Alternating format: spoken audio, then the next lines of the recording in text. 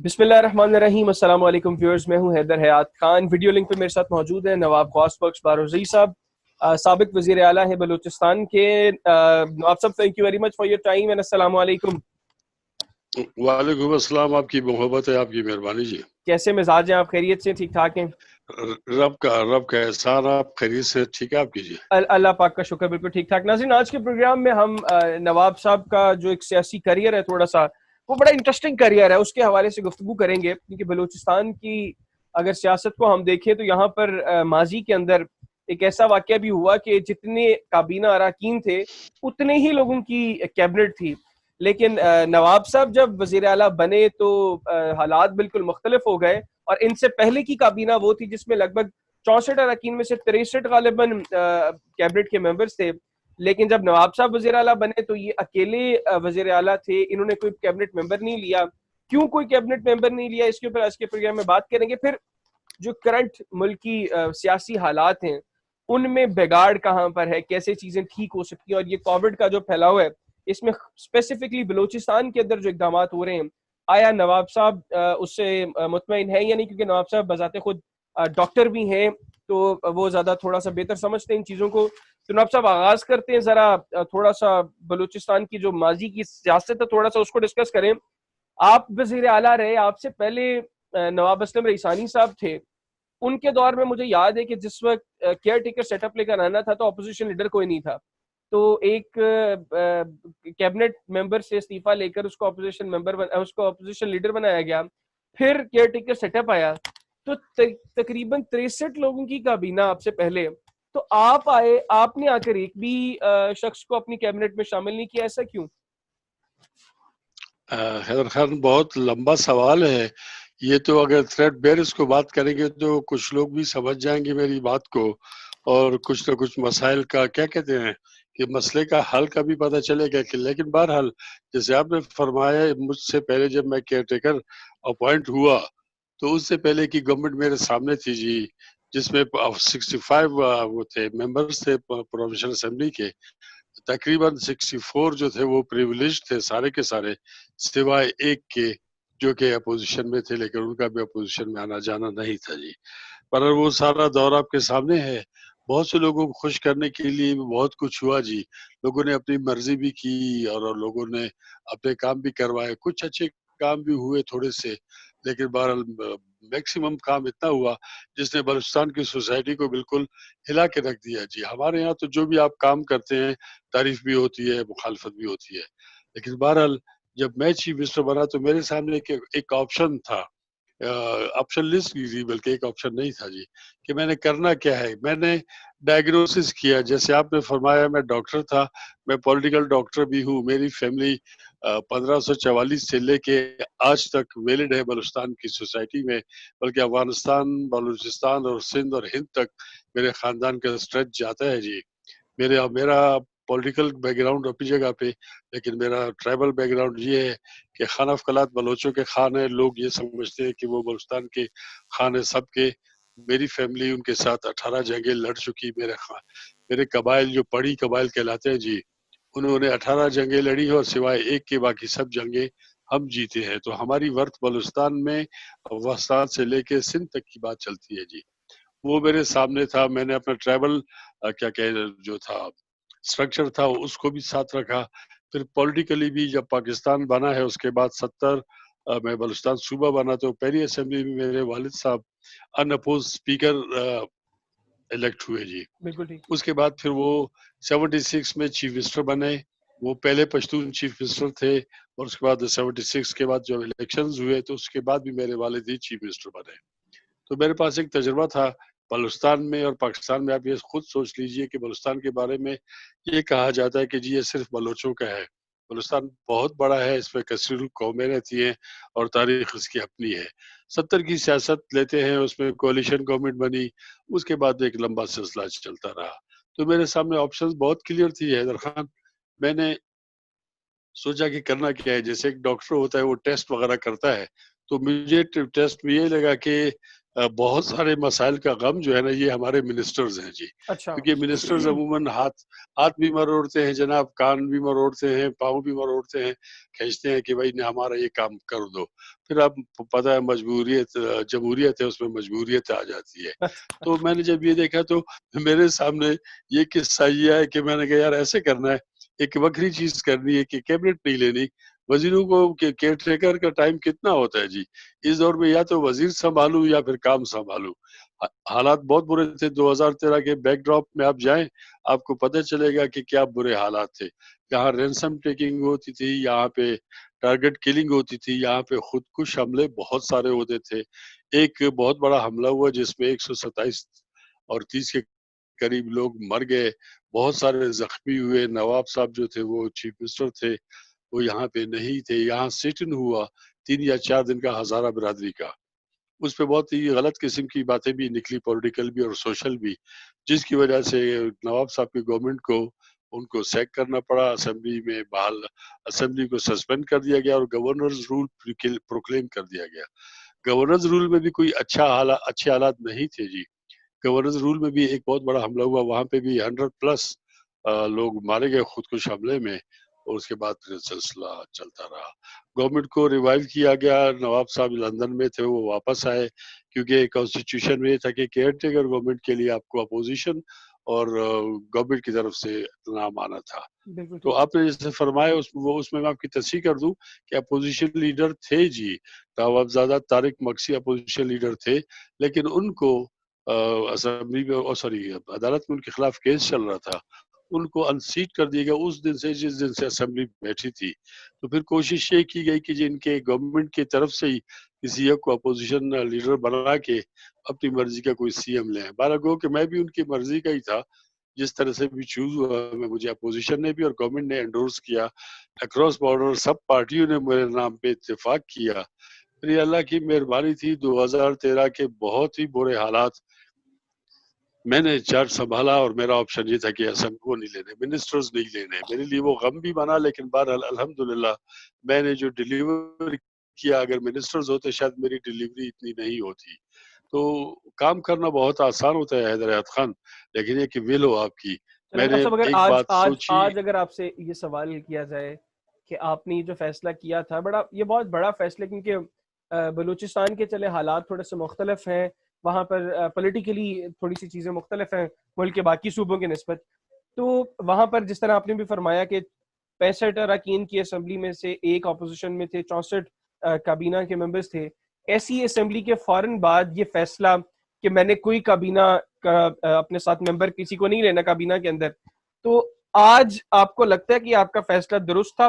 میں over all situation کی بات نہیں کر رہا, ایک آئیڈیل سچویشن کی بات نہیں کر رہا, میں آپ کی ذاتی سیاست کے حوالے سے بات کر رہا ہوں کہ اگر آپ اپنی ذاتی سیاست کو اس کے بعد دیکھیں 2013 کے الیکشنز کے بعد, تو آپ کو لگتا ہے کہ آپ کا یہ فیصلہ درست تھا کہ آپ نے کوئی اپنے ساتھ کیبنٹ ممبر نہیں لیا؟ ایک حد تک تو بہت زیادہ درست تھا کہ میری آنکھیں اونچی ہیں. جب میں سوسائٹی میں نکلتا ہوں, میں نے جو بھی کام کیے, اچھا کیا یا برا کیا, اس کے اوپر اتنی مڈ سلنگنگ نہیں ہوتی, نہ کسی نے مجھے کہا جی. تو یہ فیصلہ ہی میری کامیابی کا راز تھا, جس میں بلوچستان کے سلگتے ہوئے ماحول میں نے الیکشنز بھی کروائے. لا اینڈ آرڈر بہت ہی حد تک ٹھیک ہو گیا جی. میں نے اپنے سیکرٹ فنڈ سے پیسے دیے, جی ایس ایم لوکیٹرز لے کے دیے, پولیس کو گیجٹس لے کے دیے, جس کی وجہ سے کرائم ریٹ بہت نیچے آیا. مجھے پولیس کے جو آفیسران ہیں آج بھی بتاتے ہیں کہ وہ 75% ڈراپ ہو چکے تھے اس وقت جی. دوبارہ یہ میرا اپنا ذاتی فیصلہ تھا. میں نے اپنا سیکرٹ فنڈ جو کہ میری جیب ہے, میری نہیں جیب جی, پاکستان میں جو بیٹھے ہوتے چیف منسٹرز اور دوسرے آفیسرز سوری لیڈرز جو بیٹھے ہوئے تھے, وہ ان کا حق ہوتا ہے, وہ ماں کا دودھ ہوتا ہے, وہ میں نے خود نہیں پیا جی, وہ میں نے قوم کو پلا دیا. میں نے سارا لیکن کچھ نواب صاحب کہتے ہیں ڈائیورٹ کر ماں دیا کا اس دودھ جو طرف. ہے وہ انسان کی زندگی میں نشو و نما کے لیے بڑا ضروری ہوتا ہے. تو آج پھر وہ ماں کا دودھ جو آپ نے دوسروں کو دے دیا, وہ آپ کو نہیں لگتا کہ سیاسی نشو و نما میں اس میں پھر تھوڑی سی کوئی مسئلہ رہ گیا؟ جی بالکل ایسے ہوا جی. میں نے تو ماں کو دیا پاکستان اب, اور بلوچستان اور یہ سارے صوبے ہمارے ہوئے بھی ماں کیا ہی درجہ رکھتے ہیں جی. میں نے ماں کو دودھ پلا دیا کیونکہ ماں کمزور تھی, ماں نحیف تھی, ٹھیک ہے نا جی. تو ماں کو میں نے دودھ اس طرح سے پلایا کہ میرے پاس جو کچھ بھی فنڈز تھے میں نے لا اینڈ آرڈر کو رکھا اپنے سامنے کہ بھائی لا اینڈ آرڈر ٹھیک ہوگا، کیونکہ اگر آپ کے ماحول ٹھیک نہیں ہوگا تو آپ کوئی پروسیس نہیں کر سکتے. بالکل ٹھیک ہے. الحمدللہ سارے پاکستان کو تو چھوڑ دیجئے، بلوچستان میں ایک وہ کیا کہتے ہیں تھریٹ یہ بھی تھی کہ وہ جو سکسیشنسٹ تھے، وہ جو آزادی پسند تھے، انہوں نے کہا تھا کہ ہم الیکشن نہیں ہونے دیں گے، اور الیکشن ہو گئے تو ہم ریزلٹس بھی چھینیں گے. اب میں نے لا اینڈ آرڈر کو برابر کر دیا الحمدللہ. اس کے بعد الیکشن جس طرح سے بھی پروسیس ہوئی، میں کہتا ہوں جی الیکشن کمیشن کا کام تھا، میں نے ان کے لیے جگہ برابر بنا دی. اب استادی ہوتی ہے، استادیاں ہوتی رہتی ہے اس ملک میں. الیکشنز میں جو بھی آتا ہے وہ اپنے اپنے ٹیکٹکس استعمال کرتا ہے جی. تو وہ ٹیکٹیکل پولیٹکس جو یہاں پاکستان کی ہے، اس کی وجہ سے کچھ نہ کچھ خرابیاں یقیناً ہوں گی. میں اس کے لیے بالکل کسی کو بھی بلیم نہیں کرتا. یہ کہ ہمارے نواب سسٹم کا صاحب جس وقت آپ کیئر ٹیکر ماحول ہے، ہمارے چیف سسٹم کی منسٹر خرابی تھے. ہے. لیکن بہرحال الیکشنز ہو گئے. جی مجھے کہا گیا کہ جی ہم 3 فیز میں بلوچستان میں الیکشنز کرواتے ہیں، لیکن میں نے کہا نہیں جی آپ دیکھیں میں کیا کرتا ہوں، آپ میرے ساتھ چلیں، میں آپ کو بتا کر کے دکھاتا ہوں. ورنہ شاید ساری دنیا میں یہ نوٹ جاتا کہ بلوچستان تو الیکشنز میں بھی ساتھ نہیں ہے ملک کے ساتھ، اور یہ ریفرینڈم ہو جاتا ہے بلوچستان کے عوام کا پاکستان کے خلاف. 11 مئی کو الیکشنز ہو گئے الحمدللہ جیسے بھی ہوئے. بہرحال اس میں قوم پرست پارٹیاں آ گئی آگے. میں نے ایک ہلتا جلتا ایک بہت ہی ٹرموائل میں بلوچستان تھا. میں نے ایک سٹیبل جو نا بلوچستان اپنے آنے والی گورنمنٹ کو، جس میں ڈاکٹر مالک تھے اور دوسرے لوگ تھے، جس کو وہ اب بھی وہ لوگ بوسٹ کرتے ہیں کہ ہم نے وہ کیا، یہ لا اینڈ آرڈر ٹھیک کیا، حالانکہ میں پائنیئر تھا. میں نے اس راستے پہ ڈال دیا جہاں پہ کچھ نہ کچھ اچھائیاں ہوگی. دوسری بات یہ کہ یہ میری کامیابی تھی جی، اور میری ناکامی یہ تھی کہ میں نے ایسے کیوں کیا. میں نے پاکستانی سیاست کے اگینسٹ جا کے جو کام کیا وہ میرے لیے غم بن گیا. 7واں سال ہے، میں راندہ درگاہ ہوں. میرے ساتھ کام کرنے والے بیوروکریٹس دوسرے جو بھی تھے ریٹائر ہونے کے بعد کہیں فٹ ہو گئے، ایک جگہ سے وہاں ٹائم ختم ہوا دوسری جگہ پہ چلے گئے. لیکن میں کیونکہ ایک ٹرائبل فیملی بھی اور ایک پولیٹیکل فیملی سے تعلق رکھتا ہوں. پہلا اسپیکر میرا والد 88 میں، پھر میرے والد 2 بار اسپیکر ہیں، وہ 2 بار چیف منسٹر ہیں. پھر پشتون چیف منسٹر حیدرآباد خان، میں نے آپ کو پہلے کہا he was the first Pashtun chief minister. Election سے پہلے بھی اور دوبارہ بھی انہوں نے 2 بار الیکشن حلف اٹھایا چیف منسٹر کا. اس کے بعد میں ان کا بیٹا، میں گو کہ میری راستے بند کر دیے گئے. میرے سامنے بہت ہی پرخار اور پرپیچ راستے ہیں. اسمبلی میں میرا راستہ اس طرح سے رکا ہوا ہے، وہ لوگوں نے روکا ہوا ہے. میں آتا ہوں اندر آ نہیں پاتا. ٹھیک ہے نا جناب. تو اگر میں عادی ہو جاتی ہے. چلا جاتا جو ہمارے سٹینڈرڈز ہوتے ہیں نا جی، میرے بھی پلیٹلیٹس کی گیم ہوتی، میرے بھی جو ہے نا وہ کیا کہتے ہیں کمر درد کا مسئلہ ہوتا، تو میں کامیاب ہوتا اگر میں ان لوگوں کی لائن میں چلا جاتا جن کی بات مانتا. تو میں ہمیشہ کہتا ہوں کہ میری کامیابی بھی یہ تھی کہ میں نے منسٹرز نہیں لیے، اور میری ناکامی بھی یہی تھی کہ میں نے منسٹرز کیوں نہیں لیے. تو اب یہ ہے کہ کم از کم میرا ضمیر اور میں خود مطمئن ہوں کہ میں نے بلوچستان کو کچھ نہ کچھ دیا ہے. میری ایکویٹی جن لوگوں نے بہت زیادہ اقتدار استعمال کیا بلوچستان میں، جنہوں نے اپنے آپ کو بہت کچھ بنایا، میری آنکھیں اونچی ہیں. مجھے کسی سے کوئی حسد نہیں ہے، اور قابل رشک تو ہمارے یہاں کوئی ہے ہی نہیں کہ جس سے رشک کیا جائے جی. بالکل ٹھیک. اچھا نواب صاحب ذرا ملکی سیاست کے اوپر ذرا نیشنل پالیٹکس کو تھوڑا سا ڈسکس کریں. ابھی اس وقت موجودہ حالات کے اندر ملک میں جس طرح کی سیاست ہو رہی ہے، کس طرف ہم جا رہے ہیں؟ کورونا کا معاملہ ہے، اس کے باوجود الزام تراشیاں چل رہی ہیں، اور جس قسم کی زبان کا استعمال ہو رہا ہے، جو تربیت آگے اپنے ینگسٹرز کو دی جا رہی ہے، جو یوتھ کو جو تربیت دی جا رہی ہے، یہ ہماری پولیٹیکل لیڈرشپ کیوں ملک کے اندر سیاسی طور پر امن نہیں چاہتی؟ کیا سیاسی طور پر امن آ جائے گا تو ان کا کوئی نقصان ہے؟ ان کے لیے آسانی ہو جائے گی چیزوں کو آگے لے کر چلنا؟ یہ میرا ماننا ہے. لیکن آپ چونکہ سسٹم کا حصہ رہے ہیں، آپ کی فیملی کا ایک بیک گراؤنڈ ہے پالیٹکس کے اندر، تو آپ کو کیا لگتا ہے کہ یہ جو کچھ اب سیاست کے اندر آ گیا ہے، یہ گند اب کیسے صاف ہوگا، اور کیا یہ گند سیاست دانوں کے اپنے فائدے کے اندر ہے؟ دیکھیے جی حیدرآباد خان، پولیٹیکل پارٹیز نظریات پہ چلتی ہے، ان کا مینیفیسٹو ہوتا ہے. الیکشن مینیفیسٹو جدا ہوتا ہے اس سے پہلے ویسے بھی ان کا منشور جس پہ وہ سیاست کرتے رہتے ہیں، اور پارٹی آہستہ آہستہ بڑی ہوتی جاتی ہے یا چھوٹی ہوتی جاتی ہے. اس وقت بدقسمتی یہ ہے کہ 70 کے الیکشنز کے بعد ملک دو لخت ہوا. کچھ فورسز نے ایسا کام کیا کہ پاکستان کے الیکشنز کو انہوں نے انویلڈ قرار دے دیا، اور اس کے بعد معاملات خراب ہوئے. اب پوزیشن یہ ہے کہ اگر ہم ٹھیک طریقے سے سوچتے تب تو ٹھیک تھا. پولیٹیکل اچھا، پارٹیز پیچھے رہ گئی ہیں. قطع کلامی کی معذرت، آپ کے کیمرہ کے آگے میرا خیال ہے کہ تھوڑا سا کوئی آبجیکٹ، اگر آپ اس کو تھوڑا سا بہتر کر دیں کہ آپ کا. ایک سیکنڈ جی، ایک سیکنڈ، جی جی پلیز. ایک سیکنڈ جی. میں ٹھیک ہے جی. تو اب مسئلہ سارا یہ تھا کہ یہاں پہ پولیٹیکل پارٹیز کے منشور میں اپڈیٹس نہیں آئیں جی. اگر کوئی اپڈیٹ آئی وہ بدبخت اس قسم کی تھی کہ اس میں پرسنلٹی کلٹ آ گیا. لیڈر خوبصورت ہونا چاہیے، لیڈر امیر ہونا چاہیے، لیڈر طاقتور ہونا چاہیے، لیڈر جو ہے نا نیگیٹو کیا کہتے ہیں اس کو ٹیکٹکس میں ایکسپرٹ ہونا چاہیے، اس کو یہ آنا چاہیے کہ استعمال کس طرح سے کیا جائے اپنے مرضی کے لیے، اور لیڈرز کو یہ بھی پتا ہو کہ what is it for me, اور وہ اس کام کے لیے آگے جائے. تو پولیٹیکل پارٹیز بالکل بھی میں اپنے سامنے دیکھتا ہوں جو I was a young man, اور اس کے بعد پھر 72 کے بعد جب یہ اسمبلی بنی بلوچستان کی بھی الیکشن کے بعد پہلی بار بیٹھے، حکومتیں بنی. 77 کا ماشاء اللہ نے دیکھا، اس کے درمیان میں جو حالات ہوئے اس حد تک پارٹیاں کچھ نہ کچھ مضبوط تھی.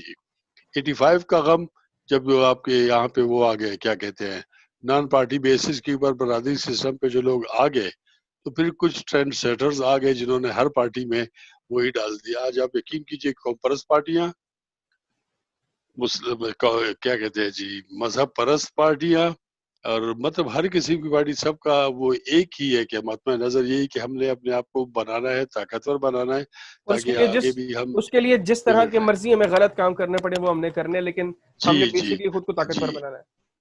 آپ دیکھ لیجئے جی جو ٹیکٹکس استعمال ہو رہی، میں کسی پارٹی میں نہیں ہوں. حیدرآباد خان دیکھے، میں کسی پارٹی کے لیے فٹ نہیں ہوں.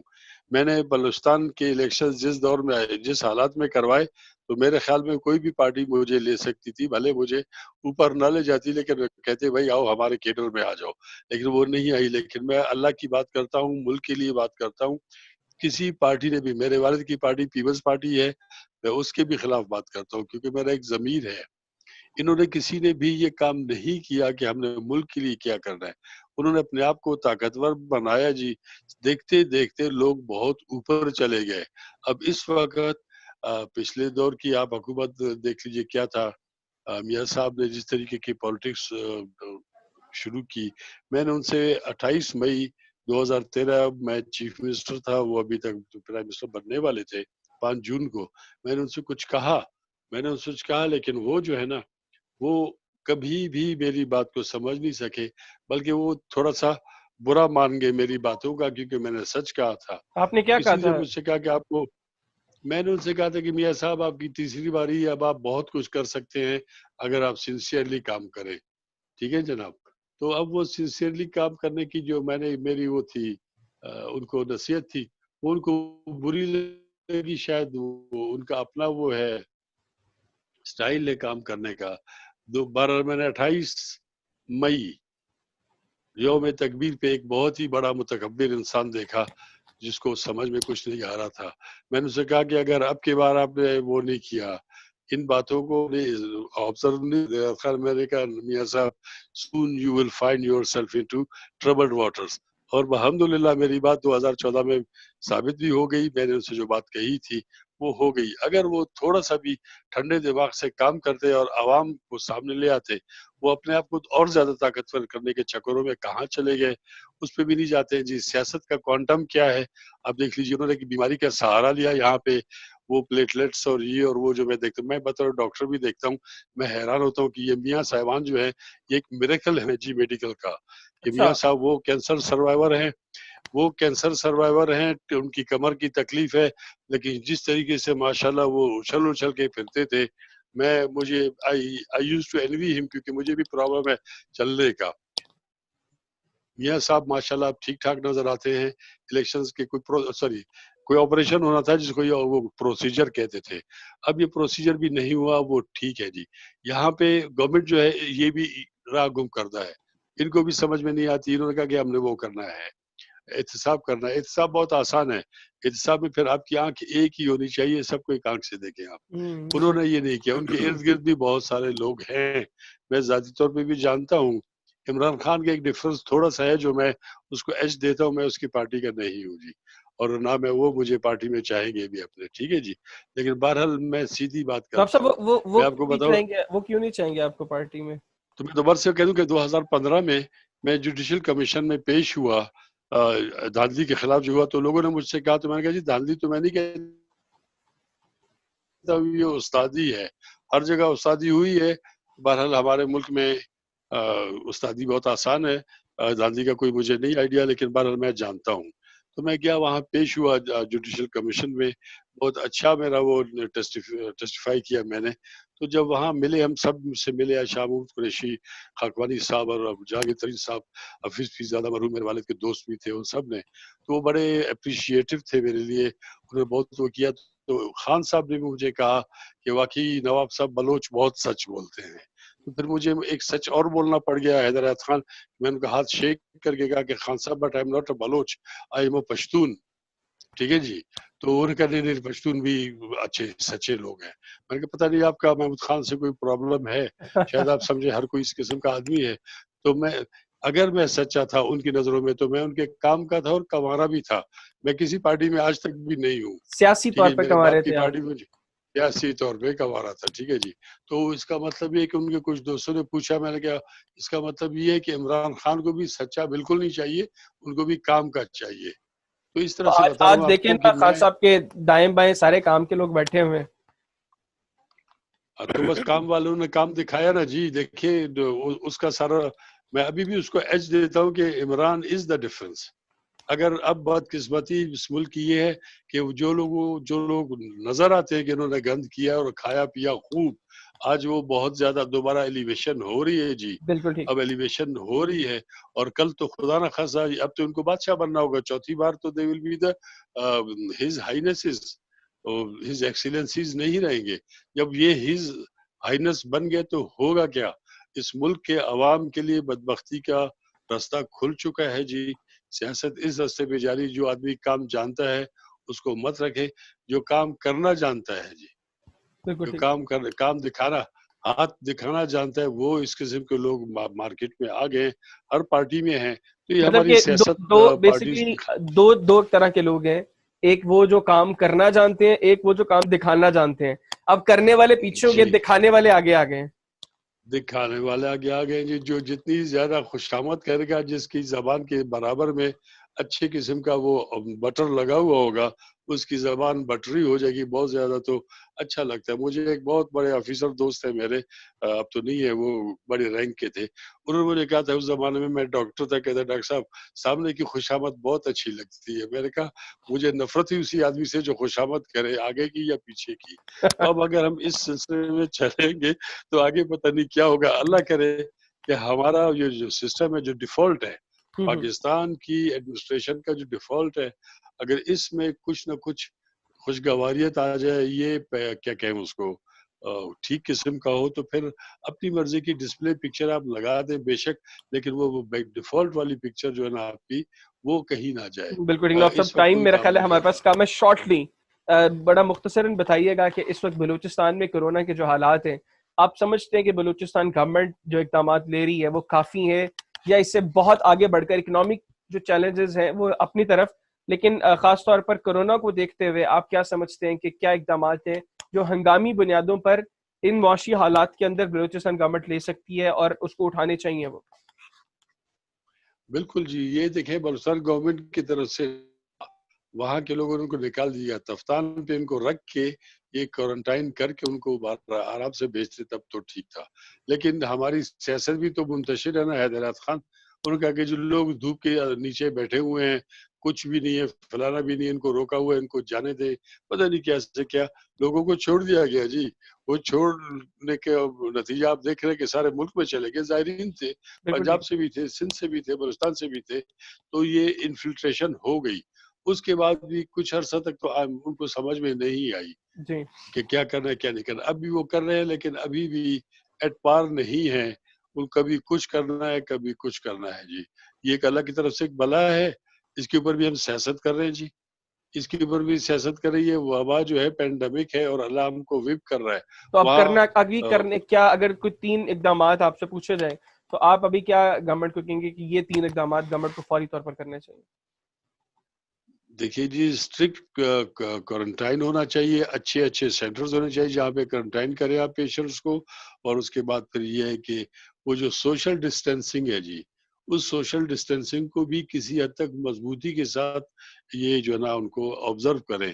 اور اس کے بعد جو ہے نا کچھ فیسلٹیز نہیں ہے جی. اور فیسلٹیز مانگنے کے بھی لوگ لڑتے ہیں مانگتے ہیں. اور پھر جو گورنمنٹ بہت کچھ کر رہی ہے لیکن درمیان میں سسٹم میں پولیٹیکل پارٹیز آ گئی ہے. ہر کوئی کہتا ہے کہ مجھے دو میں اپنے لوگوں کو دوں. اب اس کی آڑ میں بھی لوگ اپنے لیے مریدین ڈھونڈ رہے ہیں کہ بھائی کسی کو بالکل ٹھیک. ایک وہ راشن کا وہ دے دیا، مرید بنانے کا چکر چل رہا ہے. ناصر صاحب اگر آپ کیمرہ تھوڑا سا مزید ٹھیک کر لیں، آپ کے ڈسپلے پھر مسئلہ آ رہا ہے. تو اپنے پروگرام کا آخری جو سیگمنٹ ہے اس میں کچھ جو بلوچستان سے اور ملک کی سیاست کے کچھ لوگ ہیں ان کے حوالے سے کوئی ایک دو الفاظ آپ سے چاہوں گا ان کی پرسنالٹی کو سامنے رکھتے ہوئے. اگر آپ سے پوچھا جائے یہ 4 5 7 8 نام ہیں کہ ان کے حوالے سے آپ ایک نام میں آپ نے یا 1 2 لائنز میں آپ نے ان کو ڈسکرائب کرنا ہے، تو سب سے پہلے اختر مینگل صاحب کے حوالے سے آپ کا کیا خیال ہے؟ آپ ان کو ایک لائن میں کیسے ڈسکرائب کریں گے؟ اختر مینگل صاحب کی جو سیاست پچھلے دور میں تھی وہ اور طرح کی تھی. اب وہ اس پارٹی کا جو ہے نا اس گورنمنٹ کا حصہ بھی ہیں جی. اسے رہنے کے باوجود جو ہے نا وہ حاصل نہیں کر سکے جو ان کو حاصل کرنا تھا جی. بالکل ٹھیک. پولیٹیکل لیوریج ہے وہ لے کے جو ہے نا وہ چل رہے ہیں جی. مطلب اور ان کا وہ بھی حکومت کچھ میں وزن بڑھ گیا میں ہے بھی جی. ہیں اور اپوزیشن میں بھی ہیں ایٹ اے ٹائم.